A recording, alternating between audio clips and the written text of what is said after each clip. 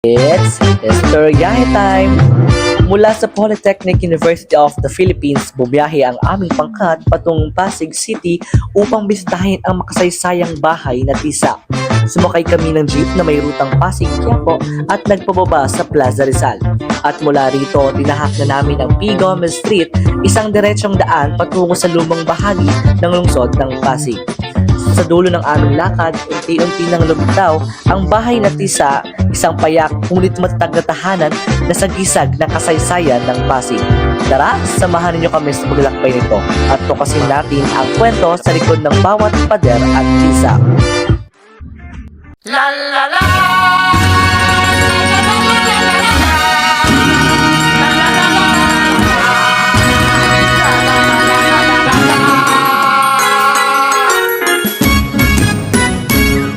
Going bulilit, kami naman ang hirit. Going bulilit, wala kita makulit. Going bulilit, kami naman ang hirit. Going bulilit, wala kita makulit.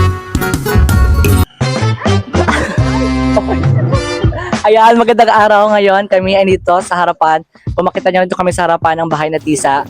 Isa sa pinakalumang bahay dito sa Pasig City kung saan babalikan natin ang nakaraan. Babalikan natin ang nakaraan dito sa bahay na Tisa sa Pasig City. Ngunit bago yan, magpapakilala muna kami. Ako, si Renzo Luis Emma Blau. At ako si Kurt Van Halen Cruz, Kuya Kim na Montalban. At ako naman si John Benedict Cineron, ha? Basta ako to, si Prinsipe Aramis Makino. Ako naman si Emjin Serrano. At ako naman si Justin Carl Rebaton. At tunghayan nyo kami dito sa...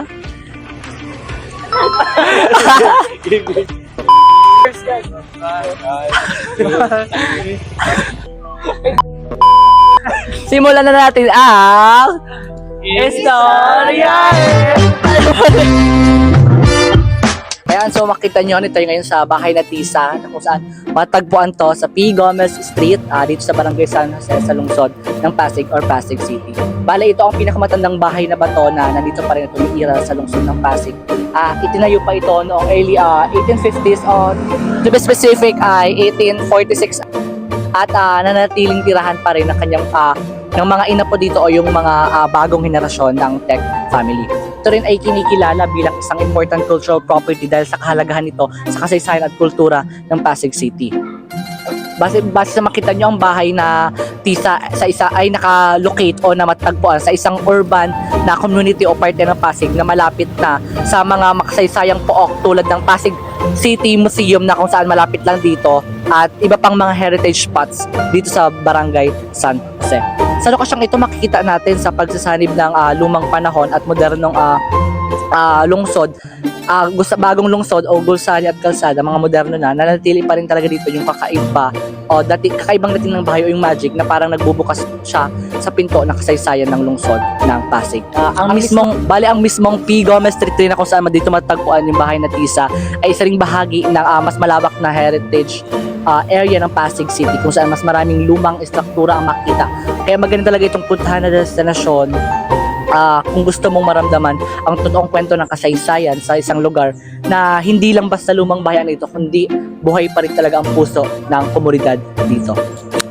Alam nyo ba na mayroong bahay na Tisa? Tisa. And ngayong alam niyo yung bahay na Tisa, nakapunta na ba kayo dito? O nakapasok na ba kayo? Sa labas lang. Sa perception nyo sa labas, ano yung pinaka-perception nyo? Like, nakakatakot ba siya? Ano ba yung meron? Like, sa tingin nyo?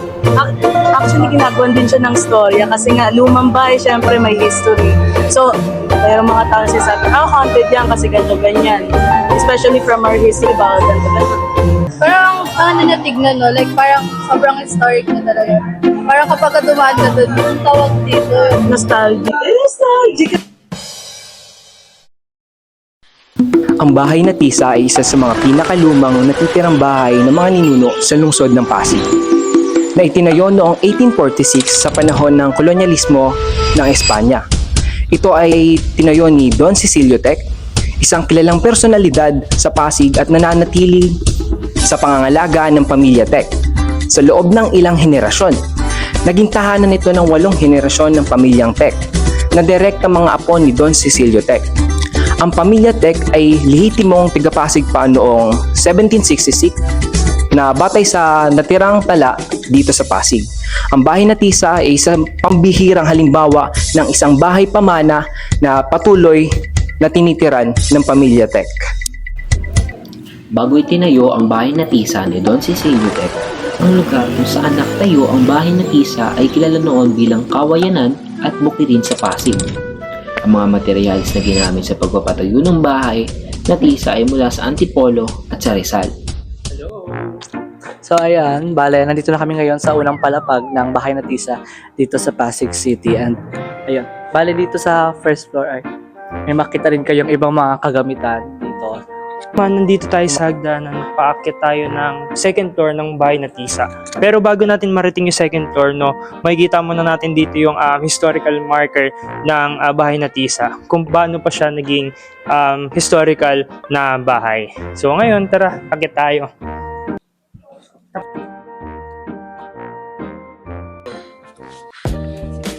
Nagsimula ang legasiya kay Don Lorenzo Tech na sinundan ng anak niya na si Don Cecilio Tech y Cabrera noong maipatayo niya ang makasaysayang bahay dito sa Pasig City na tinatawag natin na bahay na Tisa. Bilang dating Tiyente Primero o katumbas nito ang posisyong vice alcalde sa Mestizos del Pueblo de Pasig noong taong 1877. At naging mitya ito ng kanyang panunukulan para sa sunod-sunod na henerasyon na may pinunong integridad sa bayan at dedikasyon. Kabilang ang kanyang anak na si Maximo Tech na kauna-unahong naging ingat yaman dito sa lungsod ng Pasig noong taong 1901 hanggang 1904. Hindi lamang sa politika nag-iwan ng marka ang pamilya Tech dahil ang anak niya na si Maximo Tech ay isa rin sa pinakamahuhusay na leader dito. At yung anak ni Maximo Tech na si Pedro Tech ay isa sa pinakamahusay na pinuno pagdating sa simbahang Katolika dito sa lungsod ng Pasig bilang lay minister. Dahil matindi ang kanyang paniniwala, siya ay palaging umaattend sa iba't ibang okasyon at misa dito sa lungsod ng Pasig.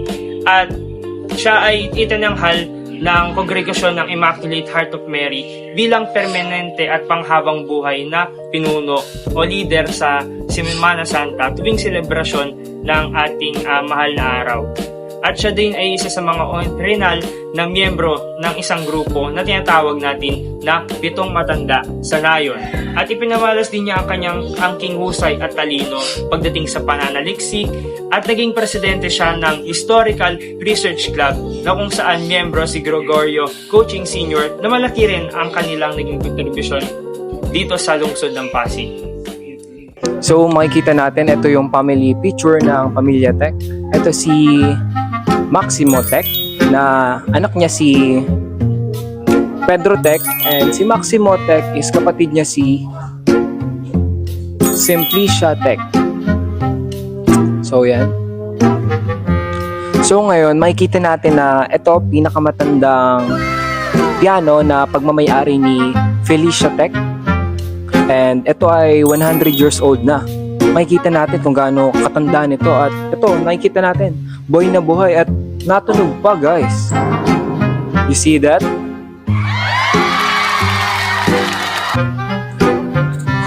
Dito naman makikita niyo sa aking kinaupuan ang upuan ng isa sa mga ninuno ng Tech na dito tumatanggap ng mga concern o ng mga hinanaing at dito rin kumukuha ng pasahod ang kanilang mga magsasaka.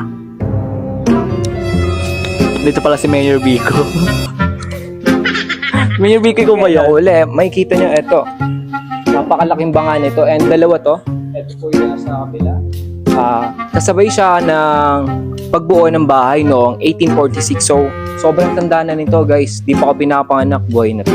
Nalaman natin na ang bawat miyembro ng naging henerasyon ng pamilya Tech ay may iba't ibang naging kontribusyon sa sambayanan, liderato at simbahan mula kay Don Lorenzo Tec at pamumuno ng politika ni na Don Cecilio Tec at Maximo Tec hanggang sa pagiging spiritual na leader at ng makasaysayang paglilingkod ni Pedro Tec at Dean Carlos Tec at ang pagpapanatili ng pamana ng bahay ni Tisa ni Marie Antoinette Tec hanggang Mendoza hanggang sa kanyang mga anak na sina Juan Carlos Diego Tec Mendoza at Jose Ignacio Maria Tec Mendoza.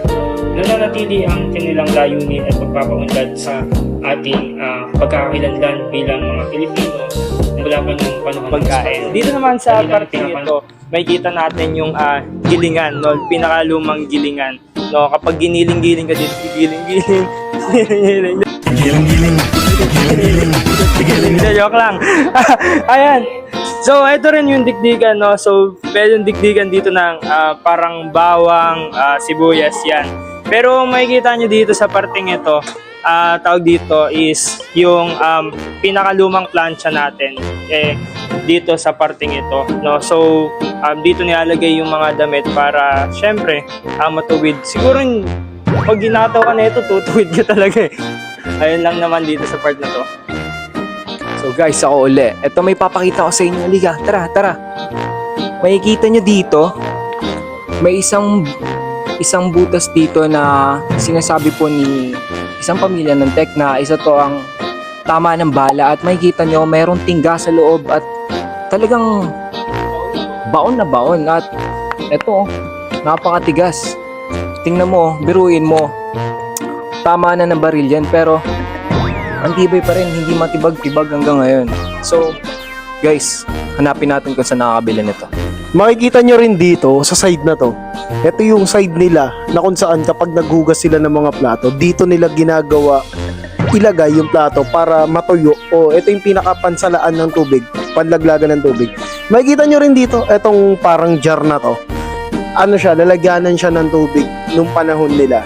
Na ang sabi po ni Miss Tec na pang-anim na henerasyon, na dati inabot niya to na kapag ito ay naglulumot, malamig yung tubig sa loob. Hindi naman siya masakit sa lalamunan pero lumalamig siya ng kusa. Ang pangalang bahay na Tisa ay tumutukoy sa tatlong bahaging istruktura ng bahay. Isang katangiang nakaugat sa desisyon na tahanan ng mga Pilipino na nag-organisa ng mga espasyong tirahan ayon sa tungkulin. Mapapanood ng mga bisita kung paano hinubog ng layout na ito ang pang-araw-araw na buhay at pakikipag-ugnayan panlipunan sa loob ng tahanan. Ang gusali ay matatagpuan sa P. Gomez Street at nananatili sa ilalim ng pangangalaga ng pamilya Tec na sumusuporta sa pagpatuloy na pangangalaga nito. Pinangangasiwaan ng mga otoridad ng gobyerno ang lugar upang matiyak ang wastong pananatili at proteksyong makasaysayan sa struktura. Ang bahay ay regular na nagsisilbing lokasyon ng pelikula at produksyon sa telebisyon na nagdadala ng malikhaing atensyon sa espasyo. Kasabay nito, pinananatili nito ang papel nito bilang isang spiritual na espasyo sa presensya ng Santo Niño de Pasión na nagpapakita kung paano nito pinagdurugtong ang modernidad at tradisyon. Kung gusto talaga niyo pumunta dito, may mga pwede rin kayong masuot. Ayan, suot tayo dito guys, tara.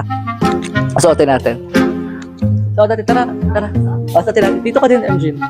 Suotin. Ay, wala talaga yung ano. Go. Sige na lang. Picture tayo dito. Tapos gagawin ko yung picture. Okay lang yan, nakita ka video. Gagawin ko na lang. Pero nakalimutan. 1, 2, 3. Ayan. Bale, yun lang din naman ang part ng dahil yung ibang parte dito sa bahay na ay private, hindi pwede puntahan. Ngunit dito pa lang sa sala nila at ibang parte dito sa may kusina ay marami ka na talagang malaman. Punong-puno talaga siya ng history. Hello guys, ito yun. Ito yung tinutukoy namin na puno ng Chico na mas matanda pa dito sa bahay. Mismong DENR ang nag-declare na mas matagal pa yung puno ng Chico na yan kaysa dito sa bahay na to. Ang bahay ng Tisa ay pinapahalagahan ng Pasig Local Government Unit o LGU sa pamamagitan ng Dangal ng Pasig Award for Culture na itinawag noong Hunyo 30, 2009. Ngunit noong Marso 2015, pumirma si dating Mayor Robert A. Sepio na isang ordinansa upang ma-expropriate ang bahay ng Tisa. Pumirma rin ang Vice Alcalde at mga miyembro ng City Council maliban sa dalawa. Isa rito, si Soto. Ayon kay Maria Antoinette Mendoza, si sila ay pinilit na paalisin sa bahay dahil kinakailangan daw ng lungsod ang bahay na tisa kahit na sila ay mayroong titulo ng bahay at nagbabayad ng amilya taon-taon. Malinaw na hindi kasama ang pamilya sa desisyon at nabatid na lamang nila ang expropriation measure noong Hulyo ng taong iyon. Dagdag pa rito ay kahit ang vice-alkalde ay tinaguan sila at ayaw silang kausapin dahil takot silang lahat sa dating alkalde. Dahil dito, sinabi ng mga konsehal na hindi tumugan ng pamilya. Nagbigay din ng ordinansa na kapag naghain na ang lokal na pamahalaan ng expropriation proceedings sa tagbayad ng 15% ng fair market value ng bahay, mapipilitan ng pamilya Tech na umalis sa kanilang tahanan na higit isang siglo na. Ngunit, di kalaunan na ay nadeklara ang bahay na tisa bilang Important Cultural Property or ICP ng National Museum noong 2020 na nagpapatibay sa katayuan nito bilang mahalagang landmark. Sa kadeklarasyon bilang ICP, napatalisik na ang ordinansa at maaari nang makatanggap ng pondo ang bahay mula sa gobyerno para sa proteksyon, konserbasyon at pagpapanumbalik. Kung kaya, dahil sa ambag ng bahay na tisa sa kasaysayan, kultura at paraan ng buhay ng mga Pasigenyo, kinilala ito ng pamahalang lungsod ng Pasig sa dangal ng Pasig Award for Culture noong 2019. At noong Pebrero 19, 2020, ayon kay Pasig City Mayor Vico Soto, opisyal na itineklara ng National Museum of the Philippines bilang ICP ang bahay na tisa dahil sa natatanging kahalagahan nito sa kultura, sining at kasaysayan ng bansa. Kalinsabi nito ang ika-75th anibersaryo ng paglaya ng lungsod mula sa mga pwersang Hapones at ilang araw bago ang 34th anniversary ng People Power Revolution. Ang pampublikong deklarasyon ng National Museum ng ICP ang bahay ay napakahalaga para sa pamilya, ayon kay Marie Antoinette Tech Mendoza. At ngayon po kasama ko po si Ma'am Kay Reyes. Kay Reyes. At siya po ay ang Kagawad kagawad ng cultural heritage po dito sa barangay. Proud kami kasi may nagsushooting dyan, commercial, movie. Lagi siyang dinadayo talaga. Kahit yung mga ibang lalawigan, dumadayo para lang makita yung pinakalumang bahay sa Pasig.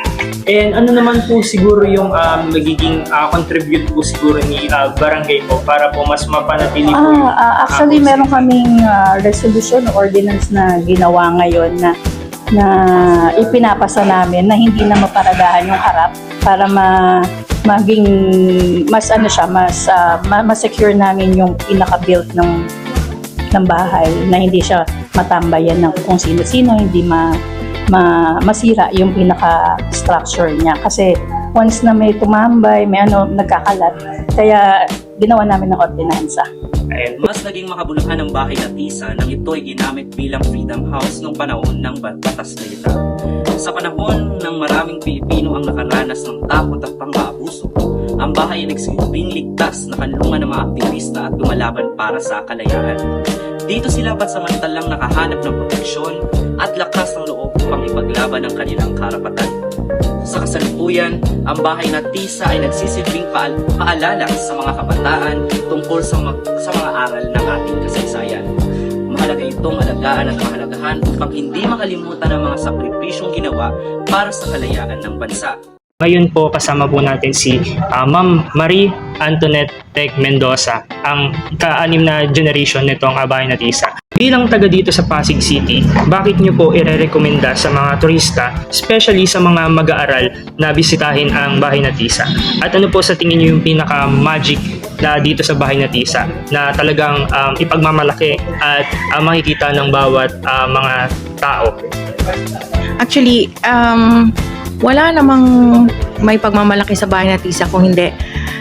As you can see, it's an old house. It's almost 180 years already because it was built in 1846.